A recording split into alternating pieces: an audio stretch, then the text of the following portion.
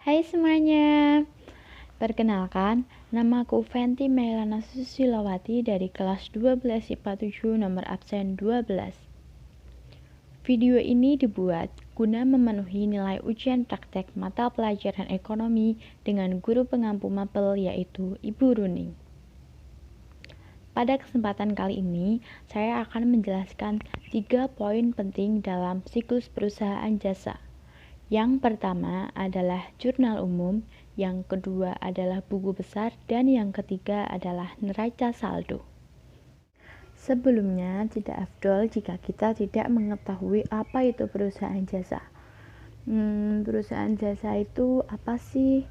Perusahaan jasa adalah suatu usaha yang melakukan aktivitas produksi produk yang tidak berwujud, atau jasa yang memiliki tujuan untuk mendapatkan keuntungan atau laba. Ada banyak jenis perusahaan jasa yang dapat kita temui dalam sehari-hari.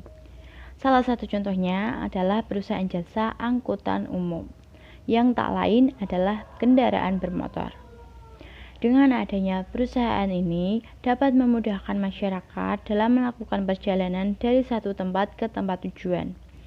Terlebih dengan adanya akses online, maka pembeli dapat mengakses aplikasi tersebut dengan mudah sehingga terjadinya pemanfaatan jasa transportasi tersebut. Sama seperti jenis perusahaan barang dan lainnya. Perusahaan dapat melakukan aktivitas ekonominya dengan tujuan untuk memenuhi kebutuhan pasar. Apabila telah tercapainya kebutuhan pasar, maka daya minat pembeli akan tinggi. Dengan adanya pembeli, perusahaan tentu akan mendapatkan pendapatan dan keuntungan. Karakteristik perusahaan jasa ada 5. Yang pertama, perusahaan jasa menjual jasa. Yang kedua, tidak menyediakan produk dalam bentuk fisik. Yang ketiga, hasil dari produk jasa tidak dapat disamakan. Yang keempat, tidak adanya harga pokok produksi. Dan yang kelima, tidak ada harga standar umum. Nah, sekarang kita lanjut ke materi berikutnya ya. Yang pertama, jurnal umum. Jurnal umum adalah sebuah jurnal yang digunakan untuk mencatat sebuah transaksi keuangan suatu perusahaan dalam periode tertentu. Biasanya dilakukan pada periode akhir tahun. Tujuan dari jurnal umum ada 4, yaitu mengidentifikasi transaksi yang terjadi dalam sebuah perusahaan, menilai transaksi yang terjadi, mencatat dampak ekonomi yang terjadi dalam perusahaan, dan yang keempat yaitu memudahkan proses pemindahan dampak transaksi ke dalam sebuah akun. Di dalam prakteknya, jurnal umum juga memiliki fungsi.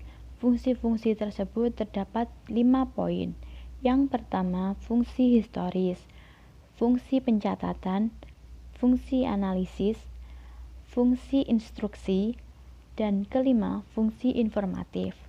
Fungsi historis yaitu maksudnya semua dicatat berdasarkan tanggal transaksi. Yang kedua, fungsi pencatatan.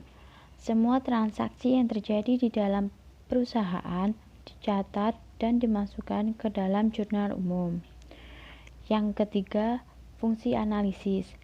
Semua hasil transaksi yang telah dimasukkan ke dalam jurnal umum tersebut merupakan hasil analisis dari transaksi yang berupa kredit dan debit. Yang keempat, fungsi instruksi. Instruksi arti lainnya merupakan perintah.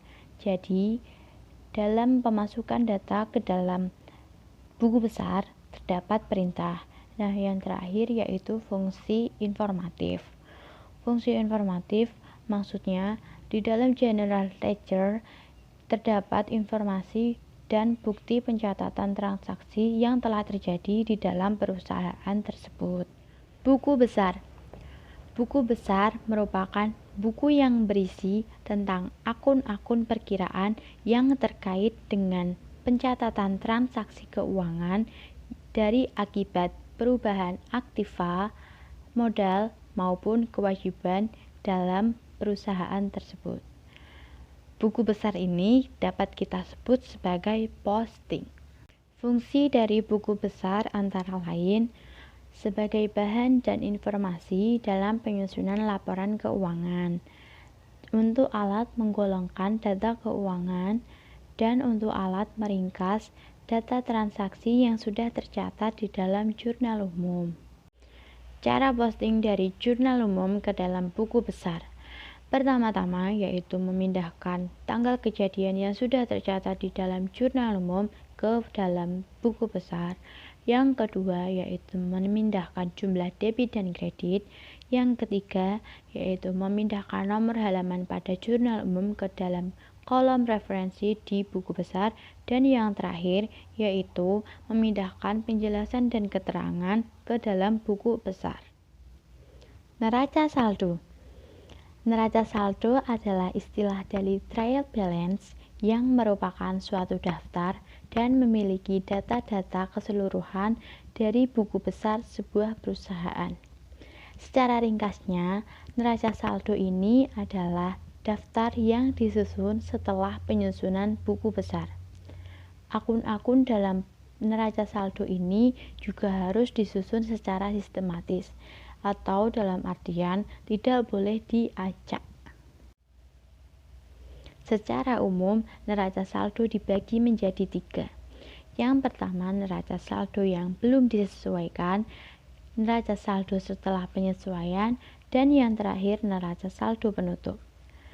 Neraca saldo yang belum disesuaikan yaitu daftar saldo yang dibuat setelah semua transaksi lalu diposting ke dalam buku besar. Saldo-saldo akun dari buku besar tersebut selanjutnya akan dimasukkan ke dalam daftar saldo. Neraca saldo setelah penyesuaian adalah daftar saldo yang telah dibuat setelah proses penyesuaian akun-akun tertentu. Dan yang terakhir adalah neraca saldo penutup.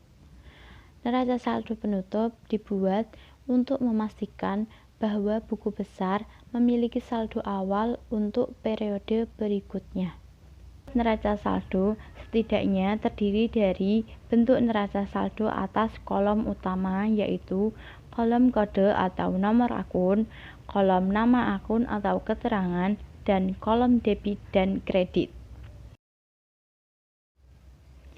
Kolom nomor akun merupakan kolom yang berisi kode akun yang terdapat dalam buku besar perusahaan. Kolom nama akun atau keterangan merupakan kolom yang berisi nama akun yang tercantum ke dalam buku besar perusahaan tersebut. Kolom debit merupakan kolom yang terdiri dari saldo dari setiap akun yang memiliki saldo debit yang sudah tercatat di dalam buku besar.